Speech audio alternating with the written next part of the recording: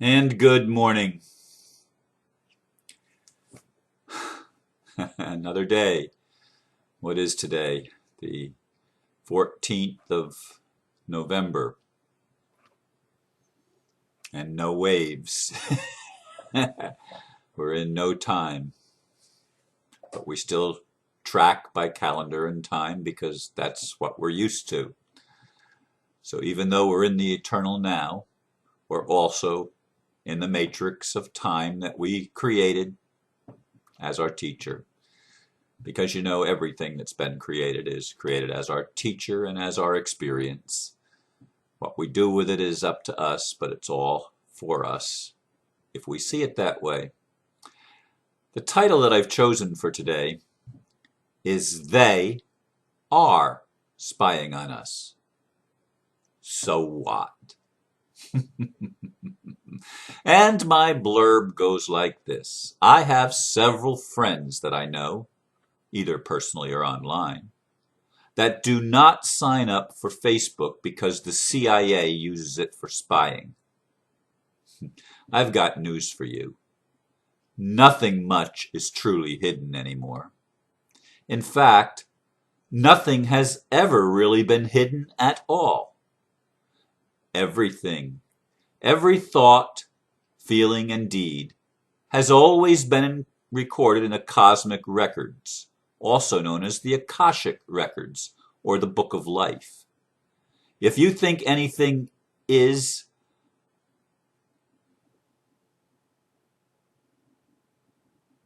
If you think anything in our technological age is beyond the pale of discovery and revelation, you have your head in the sand. This is good, not bad. I don't mean the head in the sand part. Because everything comes to the light. I got to read what I wrote, for God's sake. This is good, not bad, because as everything comes to the light, humanity will, for the first time in our long history, actually know enough to make wise decisions from which we will co-create heaven on earth. You see how I spin everything to the positive, whereas so many spin everything to the negative? And that's all good too. Even the head in the sand thing is where some people choose to be. Some people put their head in the sand, other people put their head up their butt. It doesn't matter because all they're saying is, I don't want to see. I don't want to see what's going on. I don't want to know. I'd rather be happy and ignorant, except ignorance is no longer very happy, is it? I talked to a friend yesterday that, actually I talked to a few people yesterday. One person in particular watches my videos on YouTube, but isn't signed up for Facebook. And that's her choice, and it's everybody's choice. You can sign up for whatever you want. I get invitations all the time for other social networks and LinkedIn and Twitter and all these other things, and I don't sign up for them. I get invitations and I just say no. Because to me, Facebook and YouTube keep me busy enough with enough emails without being inundated with even more social networks. And Facebook is the largest social network in the world. I don't remember, it's been a few months ago at least that they reported that they had half a billion subscribers to Facebook around the world. I wouldn't be surprised if it's already at a billion because it's growing exponentially, and it is the means that they may have created to keep tabs on people. But because they would like to, some people would like to control us. Isn't that a revelation that there are people in this world that really get off on wanting to control other people? And they've been able to get away with it actually for a long time. They really have controlled us, but they've controlled us through our own ignorance. And now the control mechanism that they may have put in place is part of the awakening process that enables us to know things that they would rather we not know. So who wins in this thing? Do they win or do we win, or actually do we all win? I think it's the latter. I think we really all win Because as I said, now that we're getting everything revealed to us, everything that's been hidden for long ages, all the secret behind the curtain deals that have been going on by the rich and the ruling class and the priesthood in many religions, all these that have been pushing for world control and in their ego as we like to see them, their stuff is being recorded too. They think that what they're doing is for their purposes and for us, but they don't realize that everything that they're doing is also being recorded by, call them angels, call them extraterrestrials, call it God, whatever you want. Everything that's been hidden is coming to the surface. Now, there's things in my life, quite honestly, that I just wouldn't want everybody to know. I mean, masturbation is one of them. You can know that I masturbate, but I certainly wouldn't want the world to tune in on my masturbation, because there's always been, all my life, a little bit of shame associated with that. and I've had, especially my first wife, was absolutely furious if she thought that I could possibly be relieving myself. And why am I talking about this? I had no intention of going here, at least that I was aware of. But anyway, I think most everybody does at one time or another, so what difference does it make? But it's still an area of embarrassment and shame. I don't know why, it's just the way it is. It's the human experience, and I've gotten over putting guilt trips on myself and trying to cast out that demon of lust, that I wrote about in a poem in 1982 called My Favorite Sin. For years I tried to hide it, was afraid to let it out. I suffered so from guilt that my faith was held in doubt. And it was about that very thing.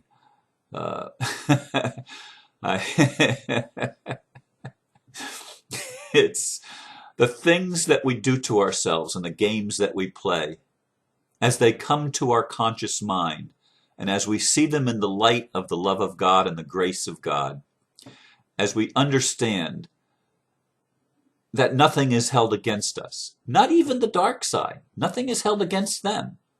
Now, that doesn't mean that we don't have to answer for what we do. It doesn't mean that there's no responsibility involved. It doesn't mean that there's no consequences of our actions and our thoughts and our deeds. Everything has consequences. What we reap, we sow.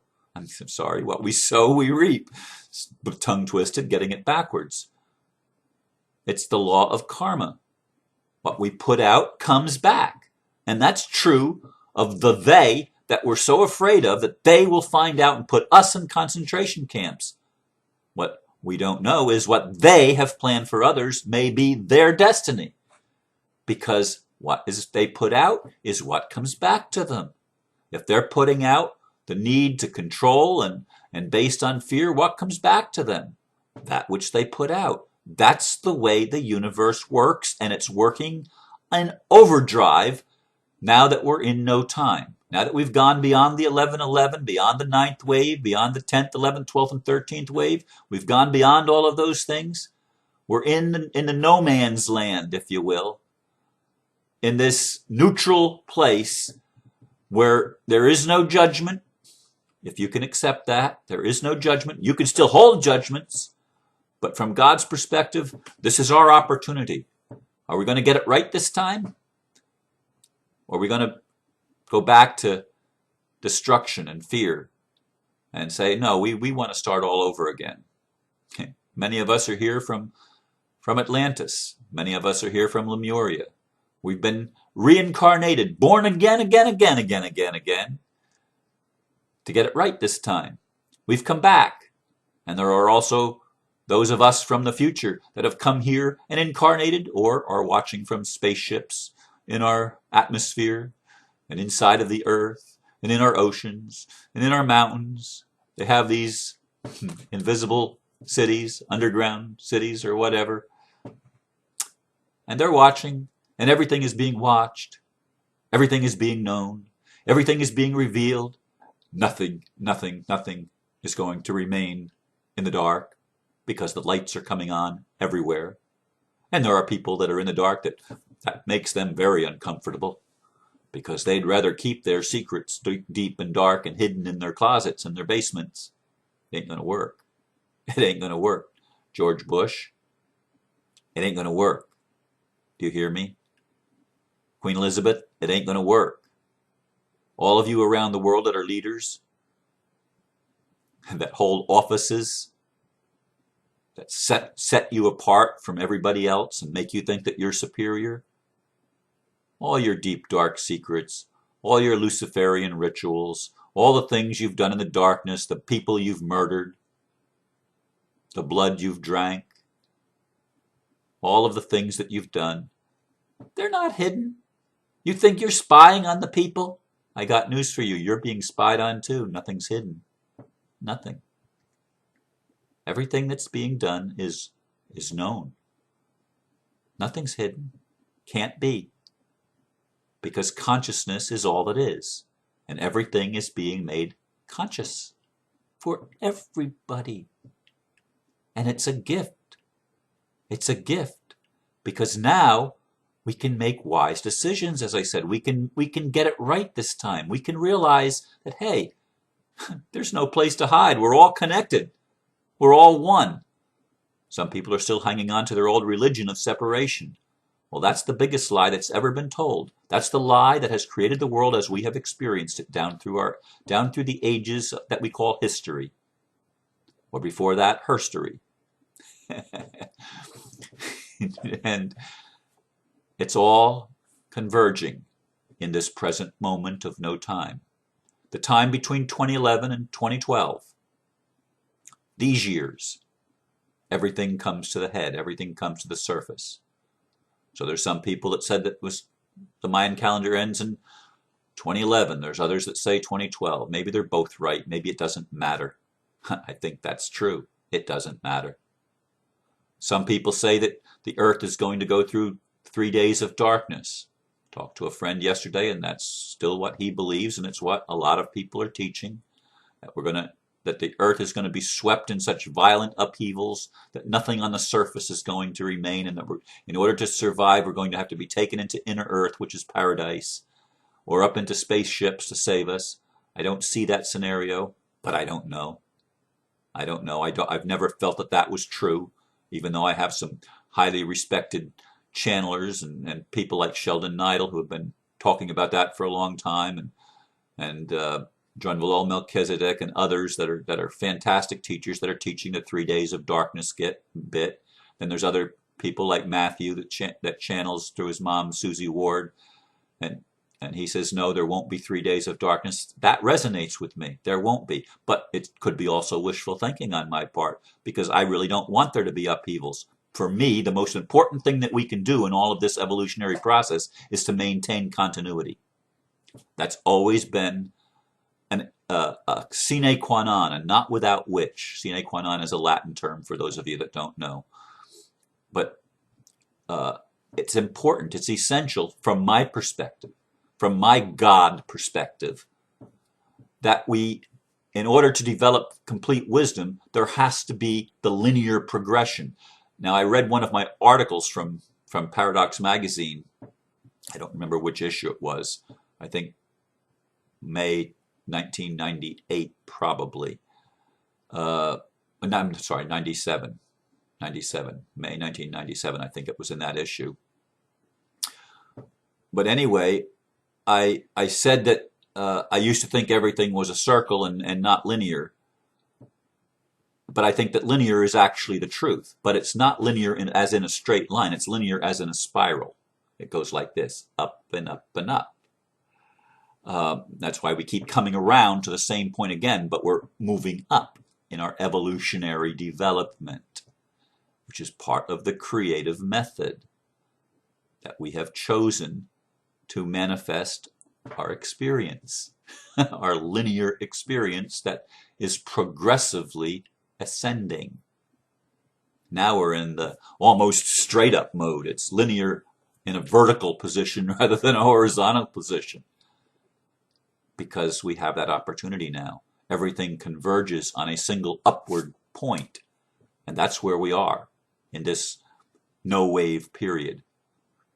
So anyway, I encourage those of you that only watch these videos on YouTube to sign up for Facebook. And why do I encourage you to do that? Because I post things and share things on Facebook that never get shared on YouTube. And so if you're only connecting with some of this stuff on YouTube alone, you're missing a lot of material that I'm sharing with the world through Facebook. So I encourage you to sign up for Facebook. The hell with your fear of the CIA watching. So what? In other countries, your own intelligence agencies are stupidly thinking that they can get the upper hand in this thing. But this thing is beyond anybody's control. It's beyond the control of the dark forces. We're in a period of light, intense, intense light that nothing can be hidden in. Nothing. So get over it. I'm inviting you to get over it. And open your heart. For God's sake, open your heart and stop living in fear. Recognize that God loves you. It's beyond religion. And God has always loved you. And God isn't going to hold anything against you as long as you're willing to open up and to be who you are at your essential being. And who are you? You are love. You are a master of love. You came here to forget and then remember again. Because forgetting and remembering is what this human journey's all about. It's always been about that. We forget who we are. We are prodigal children going into the far country. Earth is the far country, away from God, away from home. We go here, and many of us end up in the pig pen. And then we awaken and we say, hey, wait a minute. This ain't the way it's supposed to be. My Father's rich. I'm going to get up and I'm going to go home to my Father. And then we find that our Father runs out to meet us and ready to have a celebration. And that's where we're at, folks. Our souls are coming home. Our souls are remembering. Everything that's been hidden is being revealed. All the deep, dark secrets are coming out. Everything in your closet, everything in your basement. The underworlds are opened. They're opened. And everything is being swept away, as in transformed and transmuted. Nothing will be held against you. All you need to do is embrace your own heart. And when you do that, you'll embrace everybody else's heart, because we're all one. Whether you like that truth or not, it is the truth. Namaste, and thank you for listening.